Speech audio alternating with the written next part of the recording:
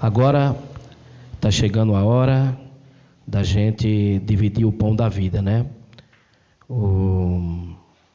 Hoje o pregador vai ser o Alisson. A gente já conhecemos o Alisson, né? O garoto prodígio aqui. Que ele seja usado pelo Espírito Santo, né, Alisson? Deus te abençoe, viu, grandemente. Tá bom, meu querido? Obrigado. Boa noite a todos. Queria dar uma boa noite também para quem está direto aí no Facebook, né? Nos acompanhando aí de casa, que não, infelizmente não puderam estar aqui conosco. E também para você que em algum momento vai assistir esse vídeo pelo YouTube, né? Que agora temos o nosso canal no YouTube. Também eu quero te dizer, seja bem-vindo, né? Aos nossos canais digitais e também à Casa do Senhor. Hoje estamos dando início a uma série de sermões, uma série que irá nos guiar aí, né, pelo um conhecimento mais aprofundado sobre o reino dos céus. Então eu te convido a vir todos os domingos à nossa igreja ou assistir aqui pelo Facebook ou pelo YouTube e todos os nossos canais digitais aí, toda essa série. Antes de darmos início, vamos fazer uma oração. Curvem suas frontes também em casa, oremos. Amado Deus que habita no céu, louvado seja o teu nome eternamente, porque tu, Senhor, és o nosso mantenedor, o nosso Criador e o nosso Redentor. Tu viestes a este mundo, nos trouxe conhecimento sobre o reino do céu.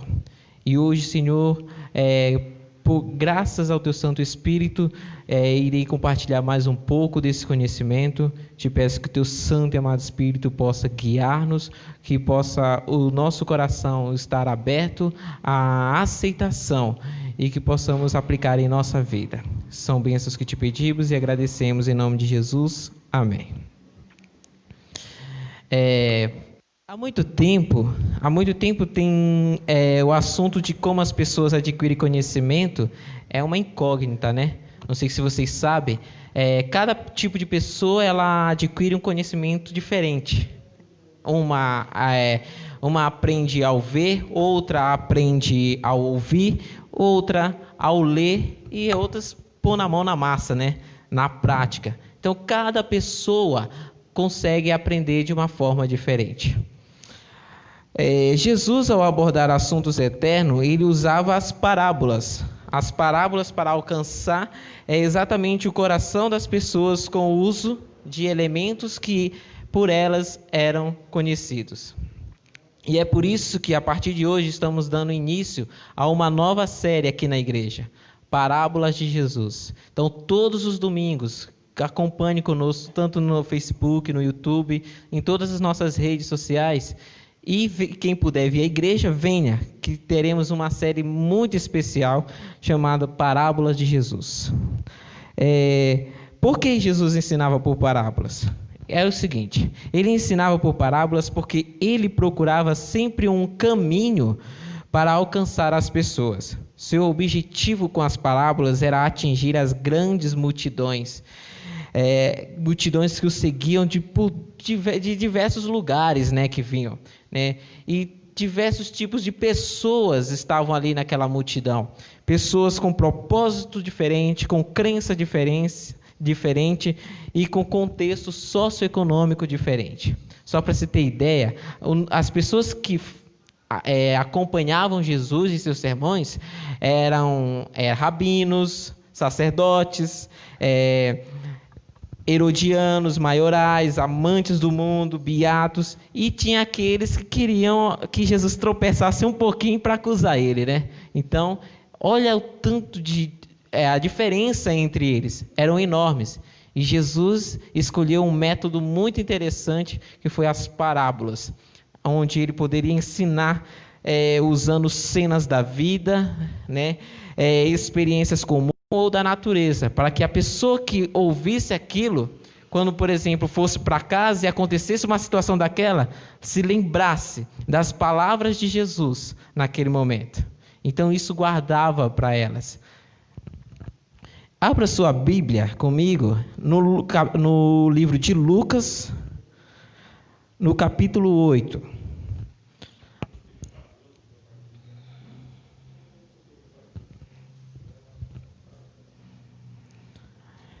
A gente vai ler do versículo 4 ao versículo 8. Amém?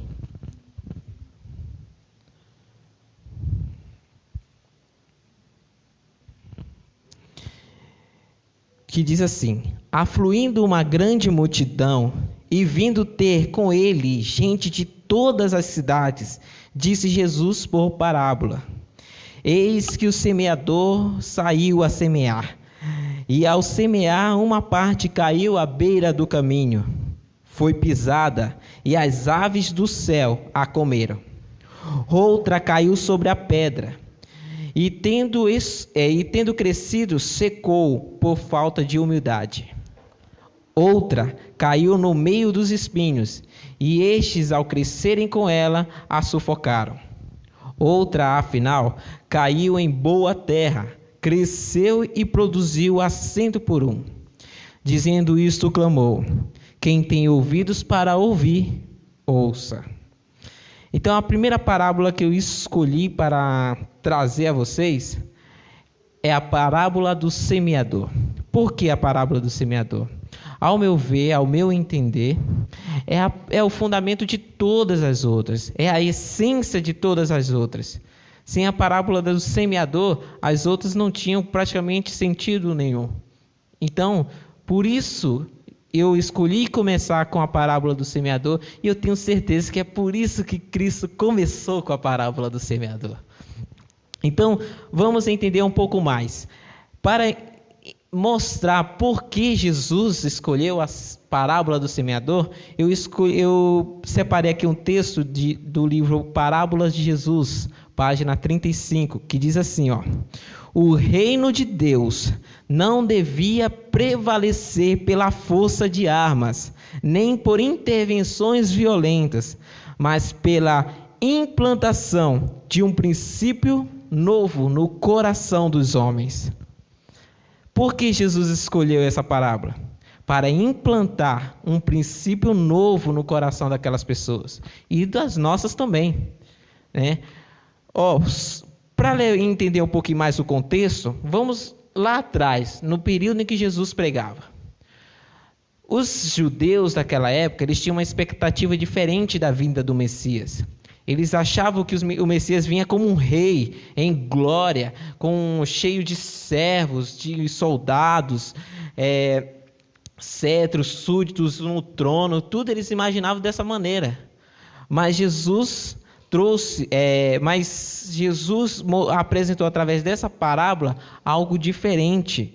Ele apresentou, em vez disso tudo, ele apresentou um homem humilde, né, que trazia novidades sobre o reino do céu. Que diferença, né? A expectativa e a realidade, né? Eu acho que vocês já viram memes aí que mostram isso. E assim como hoje a gente tem a expectativa da vinda dele em glória, eles também tinham a expectativa da vinda do Messias em glória, né? Para torná-los mais honrados perante todas as outras nações. E não foi isso que aconteceu. Jesus veio como um semeador no campo. Assim ele veio também para espalhar a semente celestial da verdade. E seu ensino por parábolas era a semente, com a qual as mais preciosas verdades de sua graça foram disseminadas. A parábola do semeador trata principalmente do crescimento da semente no solo em que ela é lançada. E por isso a gente vai entender um pouco mais. É tanto que Cristo diz o seguinte, lá em João capítulo 6, versículos 63, ele diz: as palavras que eu vos disse são espírito e vida. Já em João capítulo 5, versículo 54, diz: quem ouve a minha palavra e crê naquele que me enviou, tem a vida eterna. A palavra de Deus, se você ver aqui no versículo 11, aí em Lucas 8, diz assim: este é o sentido da parábola. A semente é a palavra de Deus. Bem no versículo 11, quem quiser ver depois. Toda semente tem em si um princípio germinativo. Nela está contida a vida da planta. Do mesmo modo, a vida na palavra de Deus. Nessa parábola, a gente percebeu que Jesus apresenta 4 tipos de solo onde a semente caiu. Então, a primeira delas que ele se referiu é que a semente caiu à beira do caminho. Então, vamos entender. Vamos ler Lucas capítulo 8, versículo 5, que diz assim, ó. Todos encontraram? Amém? Diz assim, ó. Eis que o semeador saiu a semear, e ao semear, uma parte caiu à beira do caminho, foi pisada, e as aves do céu a comeram. Notem uma coisa, aqui na parábola do semeador, Jesus contou a parábola para a multidão. Depois que ele contou, os seus discípulos chegaram e perguntaram: Senhor, qual é o sentido dessa parábola? E ele começou a explicar. Então a gente vai vendo explicação por explicação, tá? Para não nos perdermos, tá? A explicação da semente que caiu à beira do caminho, Jesus explica no versículo 12. Aí ainda em Lucas 8, que ele diz assim, ó: a que caiu à beira do caminho são os que a ouviram. Vem a seguir o diabo e arrebata-lhes do coração a palavra, para não suceder que, crendo, sejam salvos. Uau, isso é bem... algo muito assustador, né? Como eu disse antes, a semente simboliza a palavra de Deus. E o solo que caiu simboliza o coração de cada ouvinte da palavra. No texto de Ellen White, em Parábolas de Jesus, página 44, ela explica o seguinte: a semente lançada à beira do caminho representa a palavra de Deus, quando cai no coração de um ouvinte desatento. O homem ouve sim a palavra, mas não entende, não discerne que ela se aplica para ele mesmo. Não reconhece suas necessidades, nem seu perigo, não percebe o amor de Cristo e passa pela mensagem de sua graça como algo que não lhe diz respeito. Isso para mim não serve. É esse tipo de coração que esse primeiro caminho aí, esse primeiro coração aí se refere, né? Como os pássaros estão prontos para tirar a semente do caminho, assim também Satanás está atento para tirar da mente os princípios da verdade divina. O inimigo teme que a palavra de Deus possa despertar os negligentes e ter um efeito sobre um coração endurecido. Enquanto Cristo, pelo seu amor, atrai a alma, Satanás ele procura desviar a nossa atenção. Preocupa a mente com projetos mundanos, instiga a crítica e insinua dúvida e incredulidade. A linguagem do orador e suas maneiras podem não agradar o ouvinte. E ele se apega a esses defeitos. Assim, a verdade de que carecem e que Deus lhes enviou tão graciosamente não causa nenhuma impressão neles. A mensagem, só continuando, a mensagem é comentada em casa sarcasticamente. Críticas, calúnias e boatos são repetidos nas vistas dos filhos e de pessoas que nem sequer foram convertidas, destruindo assim o respeito àquele que está levando a mensagem de Deus e a reverência pela palavra de Deus. Muitas vezes, quando são faladas pelos pais em casa, ou aos ouvidos dos próprios filhos, tais calúnias, tais sarcasmos, alguns pais se perguntam: por que meu filho não consegue seguir ao caminho? Por que ele não tem mais um desejo pela palavra de Deus? Por que ele não tem mais o desejo de ir para a igreja? Por que ele não tem mais o desejo de fazer as obras de Deus? Por quê? O motivo está no próprio Pai, que em vez de levar aquela mensagem para ele, uma mensagem de gratidão, uma mensagem de esperança, ele leva calúnias, fala do mensageiro, fala das pessoas ao redor e começam a acabar com a palavra de Deus. E se perguntam por quê? Por que meus filhos não alcançam, não fazem tais coisas para Deus? Mas não sabem que eles próprios estão levando, são os maus exemplos que estão levando para casa. Satanás e seus anjos estão nas reuniões onde o evangelho é pregado. Enquanto anjos do céu se esforçam para impressionar os corações com a palavra de Deus, o inimigo está alerta para torná-la sem efeito algum. Mas Jesus, ele comenta de um segundo tipo de solo. Só um momento, que está aqui no versículo 6.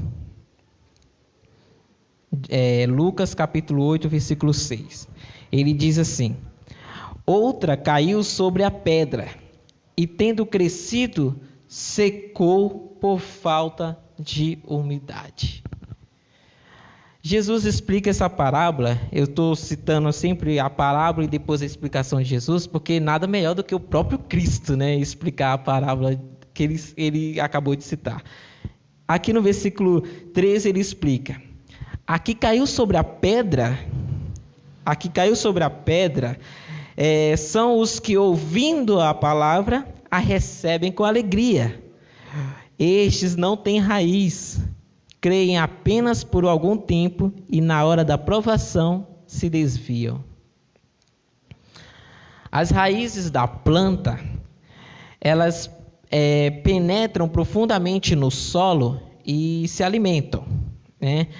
É um processo invisível. Assim é com o cristão. A vida espiritual do cristão, ela é alimentada invisivelmente com a união entre a alma e Cristo, por meio da fé, não é? Mas só que esse não é o caso desse tipo de solo. Esse tipo de solo ele é diferente. A semente lançada no pedregal encontra solo pouco profundo. A planta brota rapidamente. Porém, as raízes não podem penetrar no rechedo a fim de obter nutrição para sustentar o seu crescimento. Então, o que acontece com elas? Elas morrem. Muitos que professam ser religiosos são ouvintes dos pedregais, são superficiais. A parábola não está falando daqueles que aceitam imediatamente o chamado do Salvador, o chamado de Cristo. Não tem aquelas pessoas, eu aceito a Cristo agora, né? Ele não está falando dessas pessoas. Mas sim daquelas pessoas que não consideram o custo que lhes exige a palavra de Deus. São pessoas que não mudam seus hábitos e não submetem à direção de Cristo. São pessoas que confiam em si mesmas, nas boas obras e bons motivos que têm, e não confiam em Cristo. Mas se você ouvir da boca delas, elas vão dizer o quê? Eu sirvo a Cristo, né? Eu sirvo a Deus. Mas não tem conhecimento experimental dele, nunca experimentou do poder de Deus. O desejo de fazer a sua vontade baseia-se em suas próprias inclinações. Ou seja, toda obra que ele quer fazer não é pela inspiração pelo Espírito Santo, e sim por sua própria inspiração. E dizem ser coisas de Deus. Cuidado com... para não ser esse tipo de pessoa. Continuando aqui.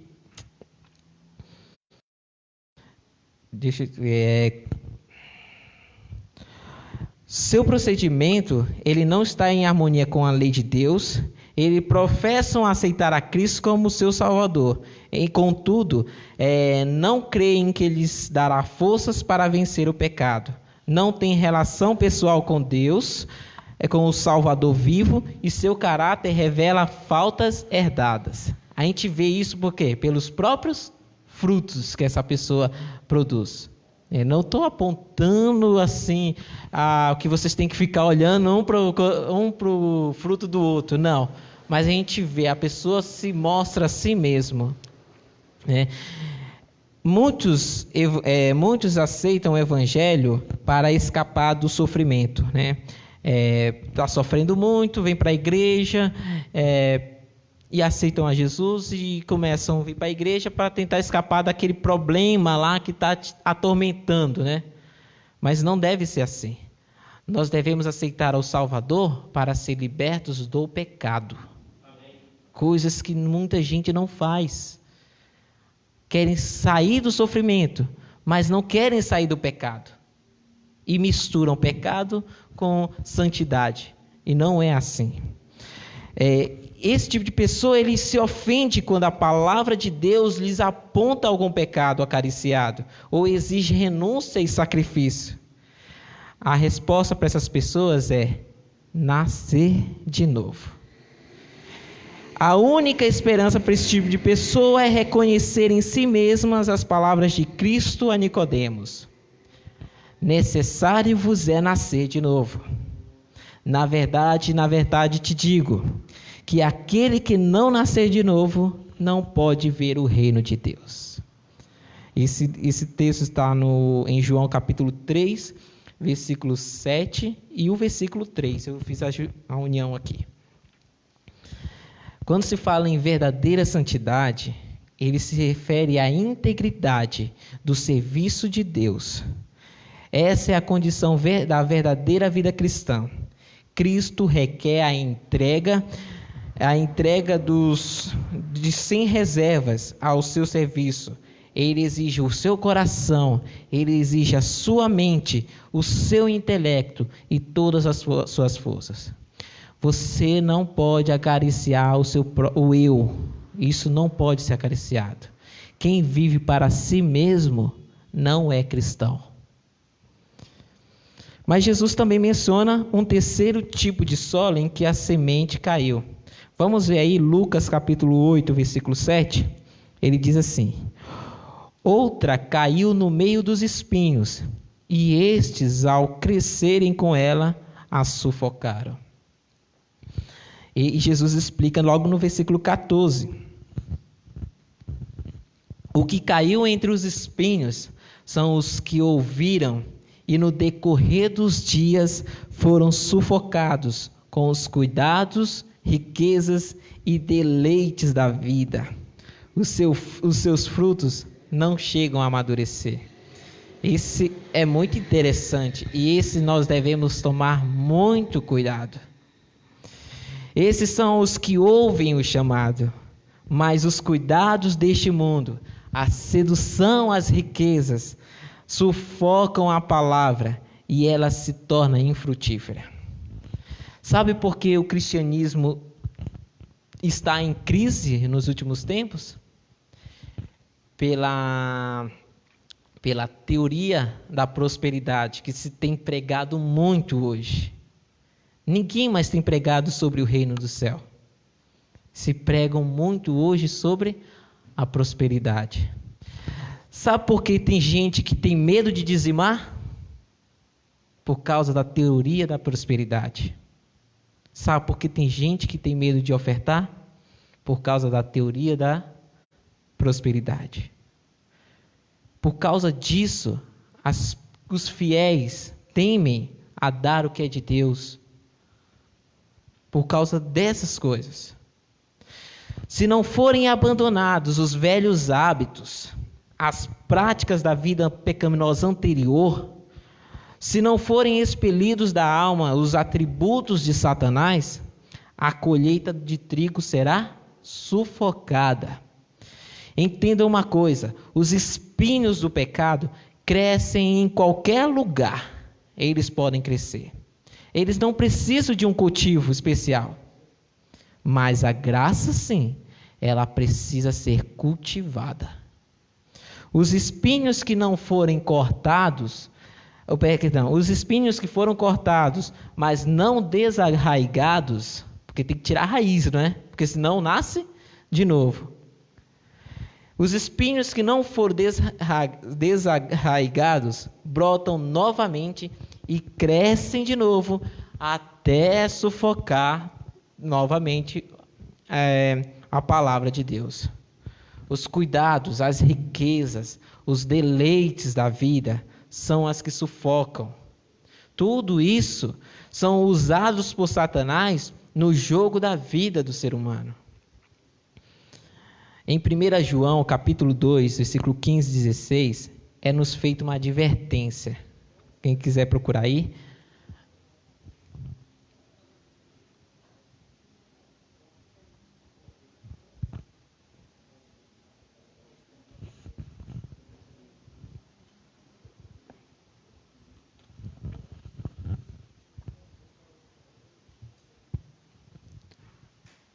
Amém? Diz assim, ela nos dá uma advertência e diz assim: não ameis o mundo, nem o que o mundo há. Se alguém ama o mundo, o amor do Pai não. Porque tudo o que há no mundo, a concupiscência da carne, a concupiscência dos olhos e a soberba da vida, não é do Pai, mas do mundo. Aquele que lê o nosso coração como um livro aberto, ele nos diz: e olhai por vós, para que não aconteça que o vosso coração se carregue de glutonaria, de embriaguez e dos cuidados da vida, e venha sobre vós de improviso aquele dia. Isso encontra-se em Lucas, capítulo 21, versículo 34. O apóstolo Paulo, movido pelo Espírito Santo, ele escreveu: mas os que querem ser ricos caem em tentação, e em laço, e em muitas concupiscências loucas e nocivas, que submergem os homens na perdição e ruína. Porque o amor do dinheiro é a raiz de toda espécie de males. E nessa cobiça, alguns se desviaram da fé e se traspassaram a si mesmos com muitas dores. Vocês já notaram o quanto o mundo tem nos distraído da palavra de Deus? Vocês já notaram quantas pessoas retornaram à igreja, que geralmente dia de domingo era cheia? Vocês já notaram no sábado quantas pessoas vieram? Porque certo que tem pessoas que não podem vir, mas as que podem, infelizmente não vêm. Notem isso. Será que o trabalho não está te desviando de Deus? Será que a busca por uma felicidade através das riquezas não estão te desviando de Deus? É disso que esse caminho aqui que Jesus fala, o caminho espinhoso, é disso que ele está falando. Muitos têm se desviado, muitos têm procurado a igreja em busca de riqueza, mais um métodozinho para tentar ser rico. Não é assim que funciona. Tomem cuidado. Ellen White, em Parábolas de Jesus, página 53, ela fala: tudo quanto desvia de Deus o espírito e aparta de Cristo as afeições é um inimigo da alma. Então tome cuidado com o seu trabalho, com a sua casa, com a comida que tem que ter. Tomem cuidado para não se desviar de Cristo. Mas, para a nossa felicidade, Jesus comenta sobre um quarto tipo de solo em que a semente caiu. Em Lucas capítulo 8, versículo 8, ele diz assim: outra, afinal, caiu em boa terra. cresceu e produziu a 100 por um. Amém. Mas, como eu disse, vamos deixar que o próprio Cristo explique o sentido disso. Ele diz o seguinte, no versículo 15: aqui caiu na boa terra são os que, tendo ouvido de bom e reto coração, retêm a palavra, estes frutificam com perseverança. Glória a Deus, hein? Esses são aqueles que ouvem a palavra, aqueles que compreendem a palavra, que a conserva no seu coração e dá fruto, e dá muito fruto. Ele é o ouvinte da boa terra, ele recebe a palavra não como sendo de um homem, não sou eu que estou falando, mas ele recebe a palavra assim, é Deus que está falando ali. Esse é o verdadeiro discípulo, ele dá fruto. Em 1 João capítulo 2,6 ele diz, aquele que diz que está nele, também deve andar como ele andou. Você está perguntando, eu estou citando aqui uns textos bíblicos, depois na página do Facebook, no YouTube, eu irei listar todos eles para você também dar uma estudada em casa sobre isso. Seus hábitos, costumes e práticas são submetidos à palavra de Deus. Tudo que ele faz tem que ter um guia. É a palavra de Deus que está guiando ele. Em Tiago 5, capítulo 5, versículo 7, ele diz, eis que o lavrador espera o precioso fruto da terra, aguardando-o com paciência, até que receba a chuva temporã e serúdia. Assim deve o cristão aguardar com paciência a frutificação da palavra de Deus em sua vida.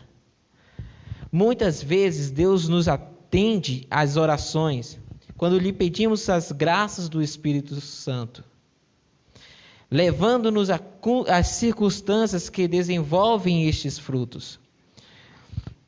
Mas não compreendemos seu propósito, assombramo-nos e desanimamos. Mas ninguém pode desenvolver estas graças, a não ser pelo processo de crescimento e frutificação. Nossa parte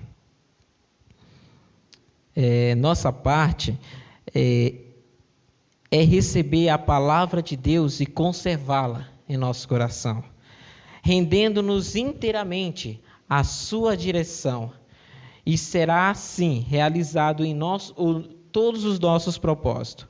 Jesus diz, se alguém me ama, guardará a minha palavra, e meu Pai o amará, e viremos para ele e faremos nele morada.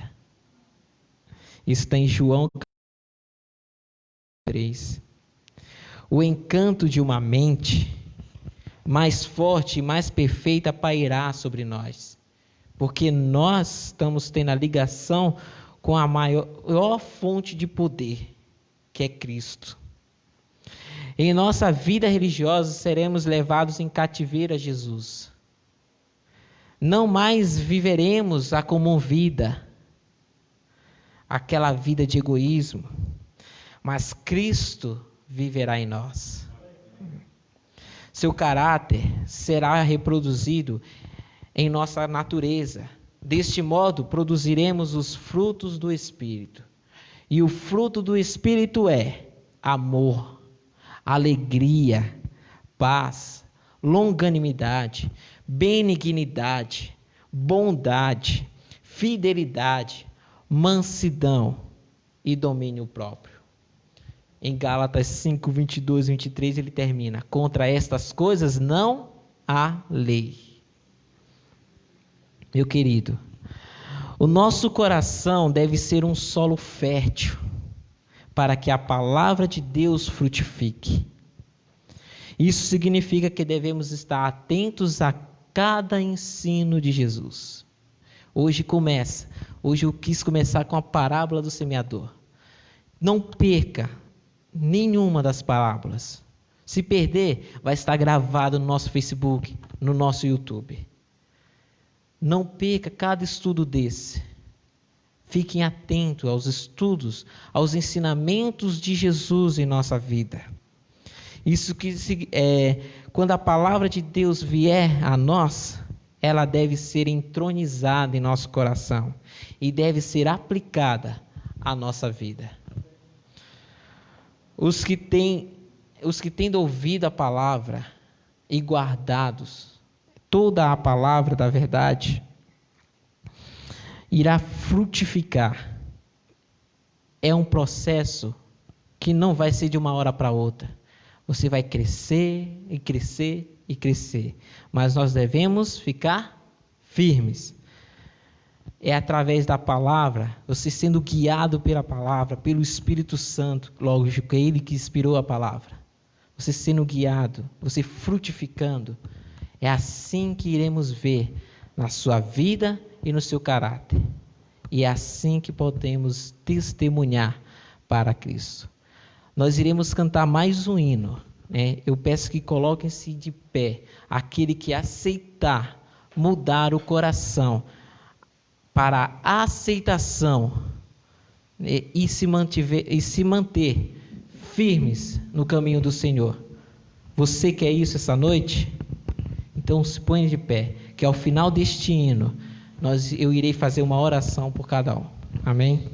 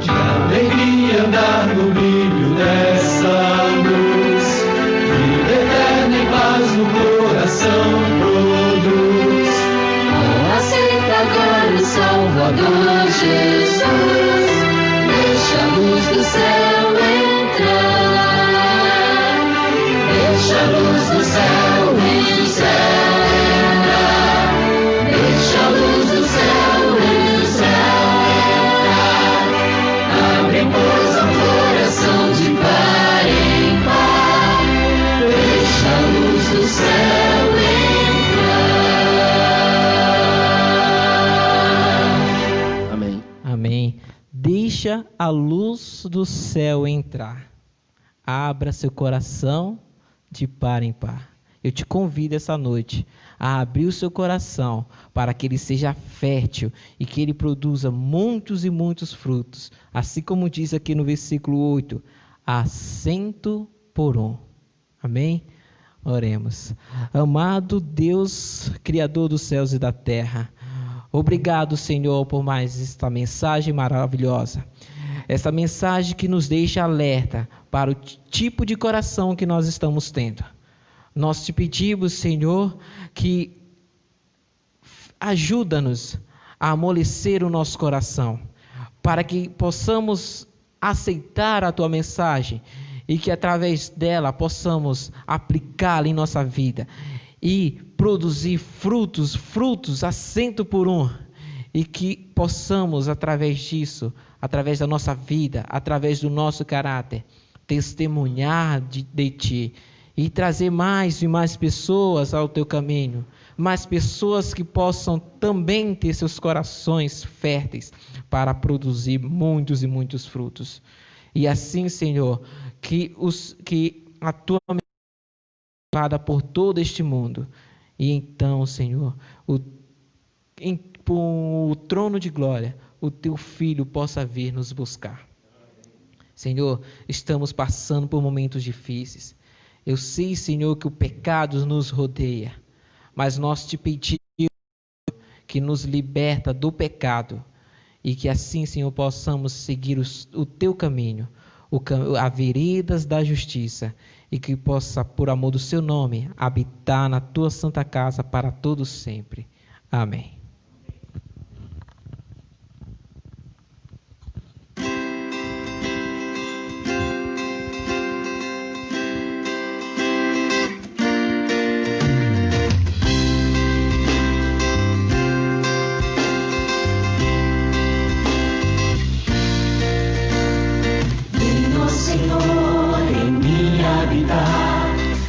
Quero ser templo teu.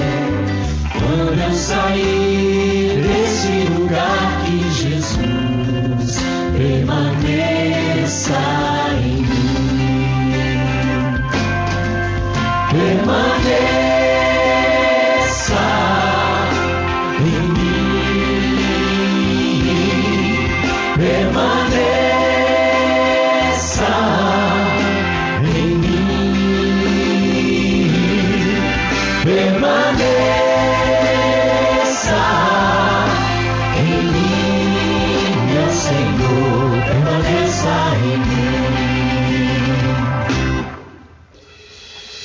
Meu Senhor, em mim habitar, pois é ser templo teu.